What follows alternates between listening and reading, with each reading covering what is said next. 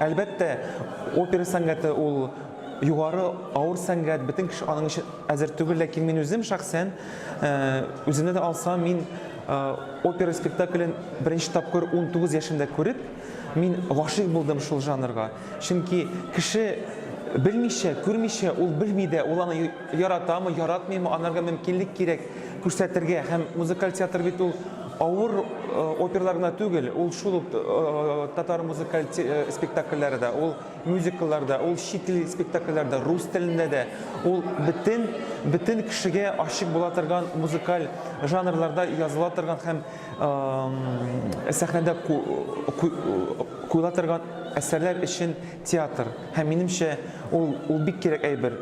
Безнең бүгенге көндә Татарстанда 7-гә якын театрыбыз бар һәм берсе генә аның музыкаль опера театры. Һәм минемчә, Казан без 3нче башкала дип әйтәбез инде.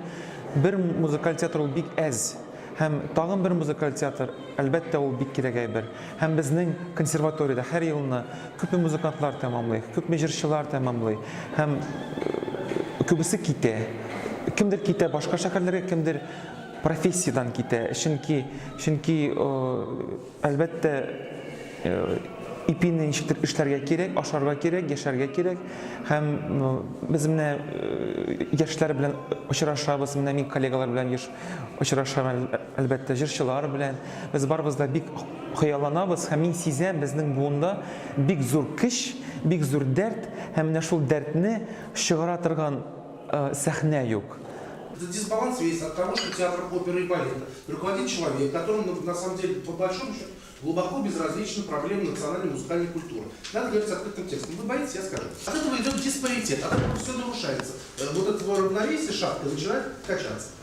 А по большому счету весь все эти показатели посещаемости, заполняемости зала, они же все это искусственный ажиотаж. Если мы возьмем 70-е годы афишу Казанского театра оперы и балета, и мы увидим, сколько спектаклей игралось в месяц тогда и сколько играется сейчас. Извините, если в театре Камала начнут играть по 2 спектакля в неделю, у нас будет просто супер аншлаг, мы поднимем цены в 500%. Придет, например, человек, вот о чем я еще прошу подумать, для того человека, который будет писать концепцию, чтобы он держал где-то в голове эту мысль. Придет человек, который заинтересуется национальным театральным искусством, будем надеяться, да, например, концепцию туда, непосредственно президенту сразу, минуя, по согласованию с Минкультом, я не думаю, что они пойдут на встречу. Нет, пойдут противоположным курсом. Сегодня татарское профессиональное музыкальное искусство, оперное искусство пребывает в большом кризисе. Кризис связан не с проблемой идей, кризис связан, вот и описание. Большая проблема. Через 10 лет мы не досчитаемся. Сегодня в залах уже с каждым новым поколением все меньше носителей языка, соответственно, носителей корневой культуры. Через 10, через 20 лет мы просто не досчитаемся никого. И вот это все эти партитуры, они просто никому не нужны.